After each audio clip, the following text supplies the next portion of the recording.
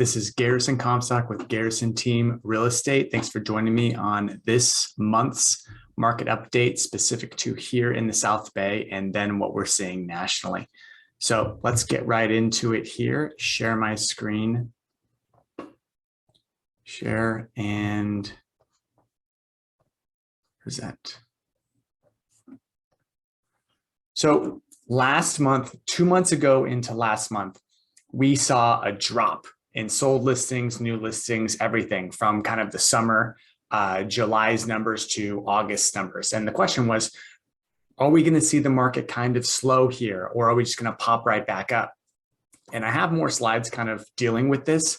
However, we saw from August to September's numbers, they stayed relatively similar. We've got 1.4 months of inventory still. Median days on market went up a day, and the percentage of list price sold still 102%. Now, this makes sense to me because we see a lot. The market's definitely slowing. I felt it out there, but it's slowing in terms of rather than 20 offers I'm competing against for my clients on properties, there's now 5, 6, or 7. Properties are still going over list price. They're still being listed a little bit beneath what we think they'll sell. Good places that are listed right and marketed correctly are still going fast, but it's not nearly as crazy as it was at the beginning of last year.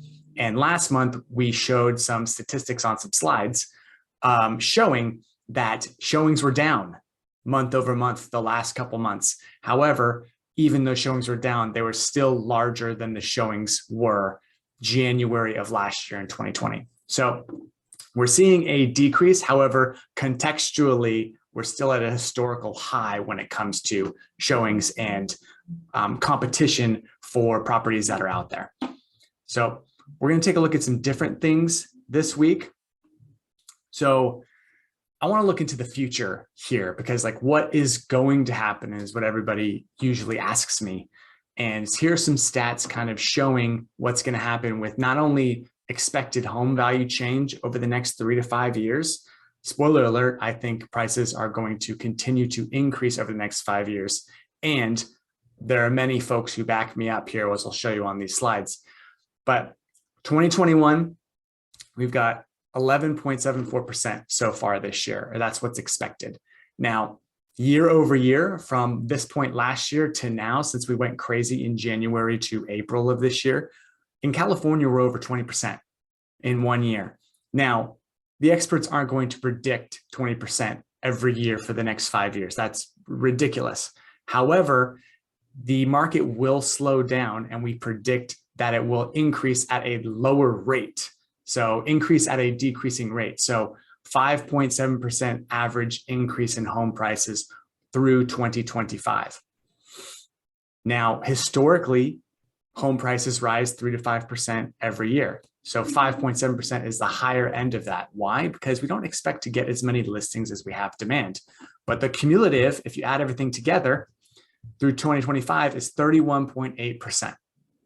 Now, I point to this and I really nudge those buyers on the fence who are waiting for the market to slow down. And when they say slow down, they mean crash, where values fall.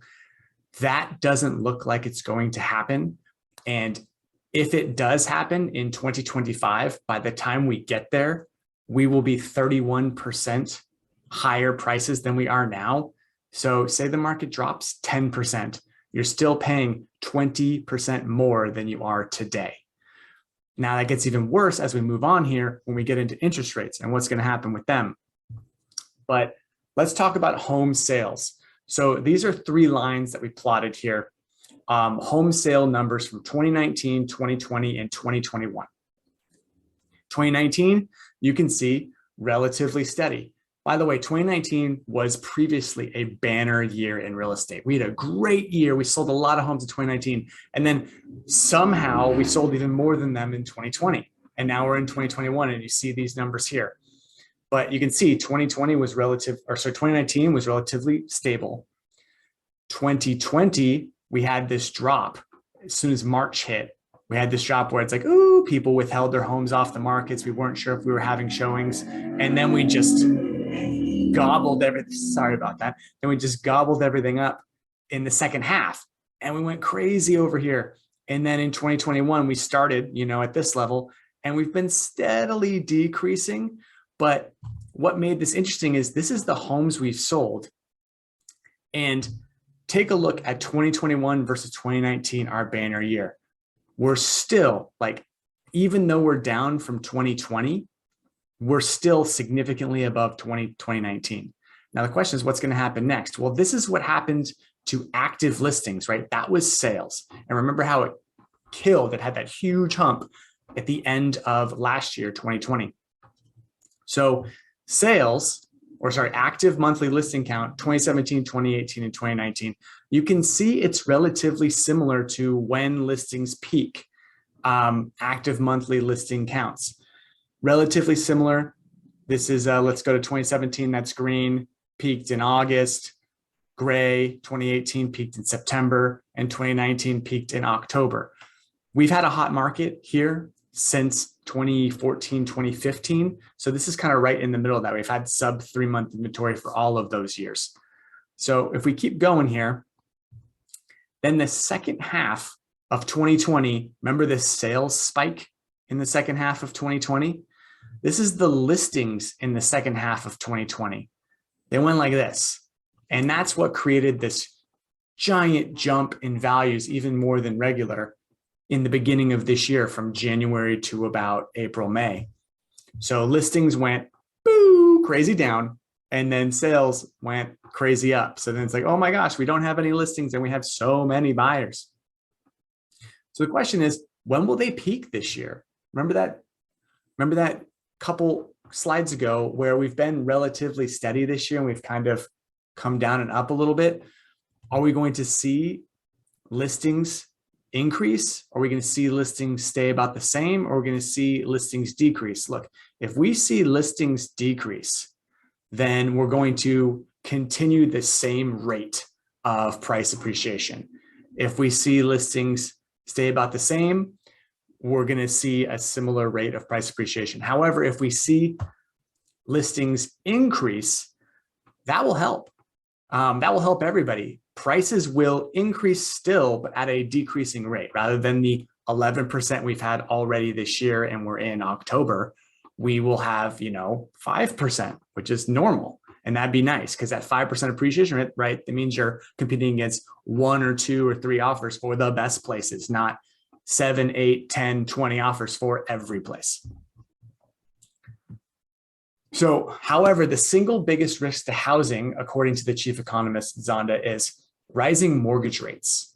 And I agree with that, because if mortgage rates rise, that doesn't necessarily, that doesn't equate to lowering prices. It just equates to buying power.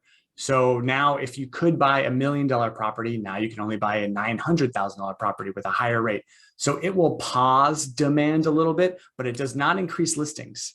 It does not increase supply, because think about those sellers that potentially wanted to sell their house and move into something bigger or downsize or whatever. Their interest rate on their purchase just went up, and they're going to be like, no, thanks. I don't want to sell anymore. I'm going to go ahead and wait this out. Everybody's going to kind of hit pause. So we won't get more listings. We just might have a little less buyers. But in general, that's just going to mean normal appreciation on properties. But let's take a look at this. This is what Freddie Mac this is what Freddie Mac had mortgage rates have looked like in the past 2 years, since January 2020. Remember, in December 2019, we were up around 4. So it's steady decrease all throughout 2020 until record lows, right? This was last year. We set 16 new record lows for rates last year. Every time we thought it couldn't get lower, it went lower. And now this year it jumped up, and then it's been kind of steady around 3%. If you're a single family, 2.75. And then if you're a condo, 3.25, somewhere in there is a fair rate to get these days, or right now, I guess. Historically speaking, that's an incredibly good rate. It's not as good as last year, obviously. You can see that in this graph, but it's better than the 18% rates we had in the early 90s. 5 years ago in 2015, we were telling buyers, hey, 4%, it's not as good as 3.75, but it's still a historically great rate. So, but the point I'm trying to make here is this is expected Freddie Mac increases. Now I show you this because this is expected based upon what Freddie Mac, Federal Reserve have said they're going to do. They're going to stop kind of buying bonds as much as they have been. So if rates go 3.4, 3.5, 3.6, 3.7, just kind of step up. If we're at a 3 today and a 3.7 a year from now in Q3 2022, and you're buying $1 million property, that could be a $600 plus change in mortgage payment from waiting today till next year. Now add in a 5% appreciation. So your $1 million property just became $1.05 million to buy, plus that payment on that $1.05 million is $600 more than it was today. So waiting for next year, waiting for 6 months from now, waiting for a year from now has been and is just losing people money. Unless this happens again, this happens and it's like, oh my gosh, buy. And that fueled demand last year. But in general, that waiting from now on, from what people expect, from what the leading market economists expect, that waiting will just lose folks money. So if you have the ability to purchase now, it might be time to get off the fence and bite the bullet and do it. Prices are high, but as we went over last month in my market update last month, we still have room to grow. Affordability is still very low comparatively to historical affordability rates. So that is the market update for this month. I really do appreciate you joining me here. Thanks for tuning in. Please like and subscribe if you like these. I'm also doing new listing reports in Redondo Beach now. Look forward to seeing you soon. If you have any questions, hit me up. Email at Sold by Garrison, or you can find me at Instagram at Sold by Garrison, Facebook at Sold by Garrison, and email garrison@soldbygarrison.com. Thanks again. Talk to you next time.